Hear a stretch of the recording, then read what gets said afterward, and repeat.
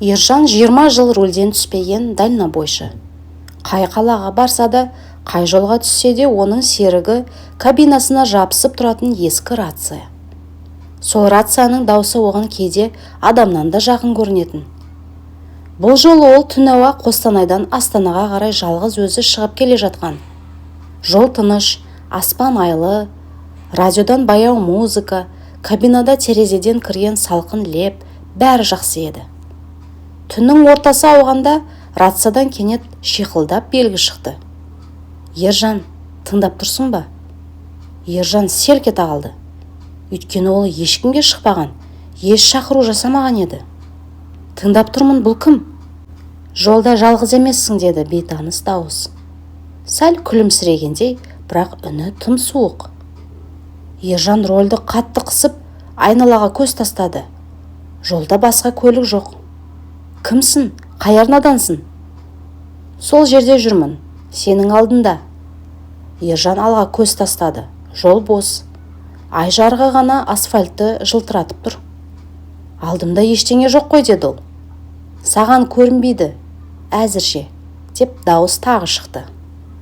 Сол сәтте рация күрт тып-тыныш болып қалды. Тіпті желдің ысылы да естілмей қалғандай. Ержанның денесі қалтырап кетті, қорқып кетті. Ол рацияны өшіріп тастамақ болды, бірақ дәл сол кезде жолдың шетінде бірдеңе қимылдағандай көрінді. Ержан тежегішке аяғын апара берді, ал дәл алдында адамның сұлбасы пайда болды. Ержан тежегішті басып жібергенде фура күрт сілкінді. Алдындағы адамның сұлбасы жақындаған сайын нақты біреудің көлеңкесі емес, жол бойына тасталған үлкен қара қапшық екенін байқады. Әй, менде қорқақ болып кеттіппін-ау, деп күбірледі ол. Қасына жақындай бергенде рация қайтадан өздігінен шиқ етіп қосылды.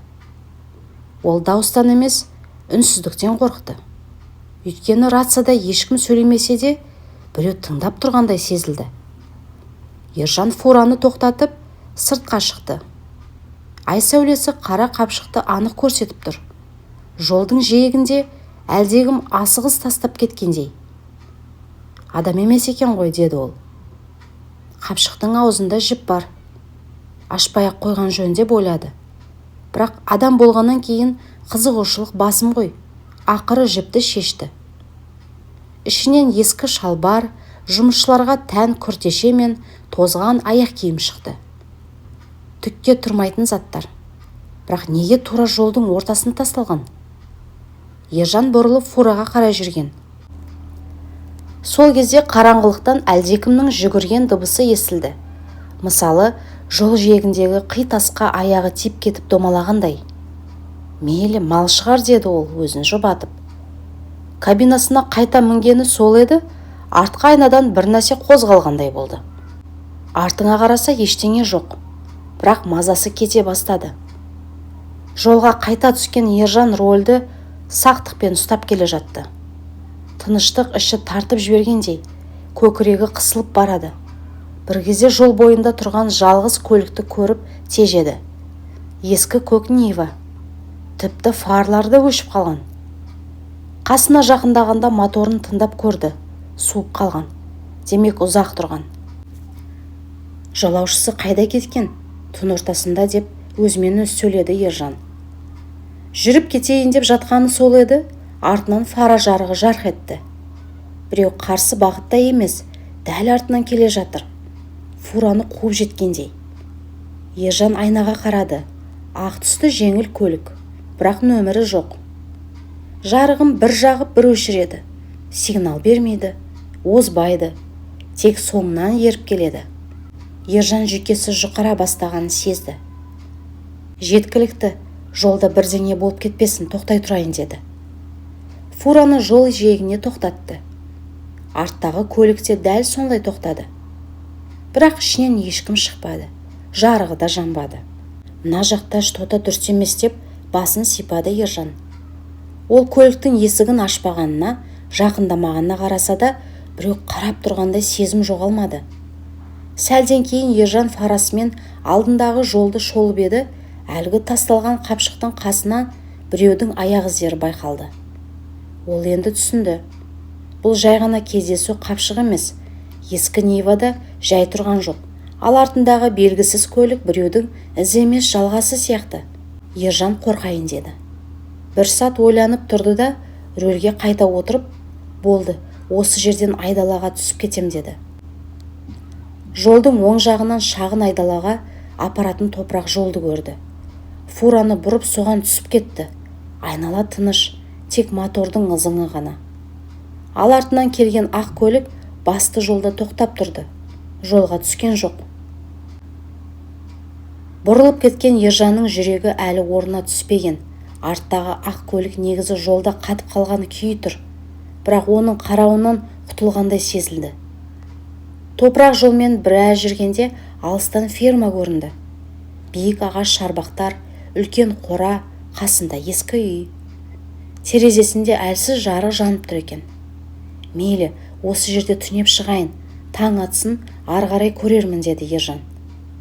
Фураны қораның жанына қойып, есіктен сыртқа шықты. Түн тып-тыныш, тек сиырлардың пысқырған дыбысы естіледі. Қораның есігі сәл ашық екен. Ішінде бір-екі биік тор ішінде бұзаулар тұр. Жануарлар оның кіргенін сезіп, басын бұрды да тынышталып қарап қалды. Ой, қорқытпаңдаршы, сендер де өздерің қорқып тұрған шығарсыңдар деп күліп қойды. Ол фурадан көрпесін алып, қораның шетіне төсеуге шешім қабылдады. Мал тұрған жерде жылы, жел соқпайды, қауіпсіз сияқты. Қорадағы сабанның иісі бала кезі есіне түсіріп, көңілін жайландырды. Түн ортасына қарай сыртта әлдебір заттардың сүйретілген дыбысы шықты. Ержан басын көтерді. Малдар да құлағын қайшылап тыңдап тұр. Малдың өзі тыныш, демек жыртқыш емес деп ойлады. Шарбақтың ар жағында әлдекімнің көлеңкесі өтті. Бірақ ауыл адамдары шығар деп мән бермеді. Бұл жолда не көрмеген? Сәлден кейін шаршағандығы басым түсіп ұйықтап кетіпті. Таңда алғаш көрген Ержан болды. Жылы леп еніп, малдардың мөңіреуі жаңғырып жатыр. Рахмет, малдар, түн аман өтті деді Ержан жымиып. Фураны от алдырып, ферма қақпасынан шықты. Тағы да үлкен жолға түсті. Айнала жусанды дала, анда-санда бұтақтар. Бірақ бір қызығы, навигация дұрыс істемей қалды. Не карта жүктелмейді, не байланыс жоқ. Қайда келе жатырмын деп таң қалды. Жол сәлден кейін екіге бөлінді. Біреуі асфальт, екіншісі топырақ. Асфальт жол кенет аяқталып қалғандай көрінді. Ары қарай грантталған тас. Көлік жүрмегендей. Мынау не сұмдық жол деді Ержан. Ол топырақ жолды таңдады. Өйткені сол бағытта бір белгі көрді. Ескі қорым 2 километр. Қорым болса да жанында ауыл бар шығар деп ойлады. Шамасы 7-8 минут жүргенде биік темір қоршауы бар үлкен мазарат көрінді. Есігі ашық, іші тыныш. Ержан тоқтап далаға шықты. Ана жақта адамдар жүргенде еді деп айналаға көз тастады. Ол қорымның ішіне абайлап кірді. Әр жерде ескі құлыптастар, шамамен 40-50 жыл бұрын қойылғандары да бар. Арасымен жүргенде жүрегі біртүрлі сыздап қоя берді. Фурасы алыста қалып бара жатқанын байқамай, ол қорымның ішіне тереңдей түсті. Бір кезде күн бұлтқа кіргенде қараңғылық түсе бастады. Қолындағы телефон шығарып еді, байланыс жоқ, батареясы да аз. Жарайды, көп жүрмей кері қайтайын деді. Артқа бұрылып жүре берген сол еді, даусы шықпай қалды. Жаңа ғана кірген қақпаны көре алмай қалды. Сол маңайда болу тиіс еді, бірақ оның орнында тек қабірлердің шексіз қатары жатыр. Былықтым ба деді Ержан іштей. Ол жүре бастады. Бір төмпешікке шықсам, бәрі көрінеді деп ойлады. Бірақ төмпешіктің ар жағында тағы да төмпешік, одан кейін тағы басқа қорым бөлігі шықты. Кенет жел көтеріліп, ескі ағаш құлыптастар қақпақша ашылып жабылғандай дыбыс шығара бастады. Ержан бойын жинап, ештеңе етпеді. Қорым ғой, жел шықты деп өзін жұбатты. Бірақ бір кезде артынан бір тастың құлаған дыбысы естілді.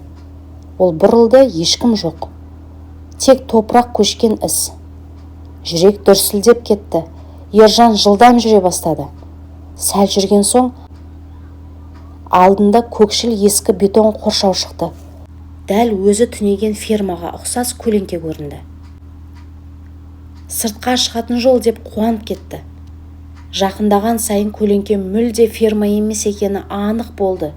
Жай ғана мүсіндер қойылған алаң, тіпті жолда жоқ. Мен қайда келдім сонда, деді ол.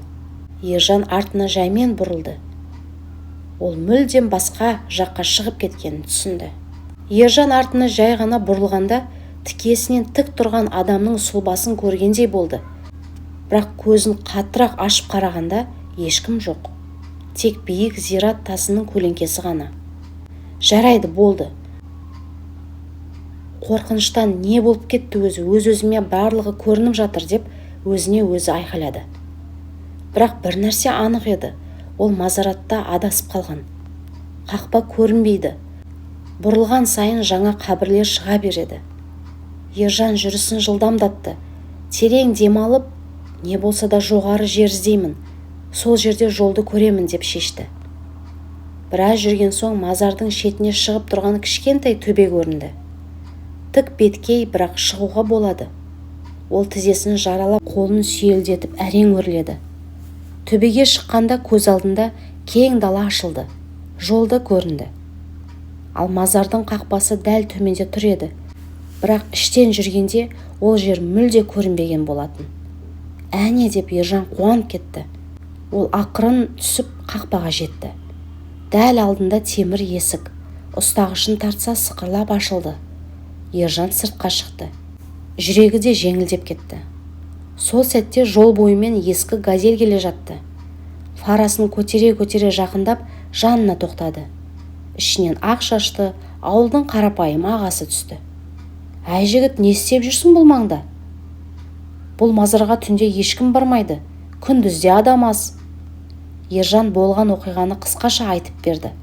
Аға күліп, мынандай тұман күндері мазардың іші шатасып кетеді. GPS та ұстамайды. Бізде талай адасқанбыз. Қорықпа, бәр қалыпты, деді. Артымнан бір көлік қуып келген фермада біреулер жүрді, деп Ержан күдікпен сұрады. Аға тағы да күлді. Ол жақта маңайдағы фермердің ірі қарасы жүреді.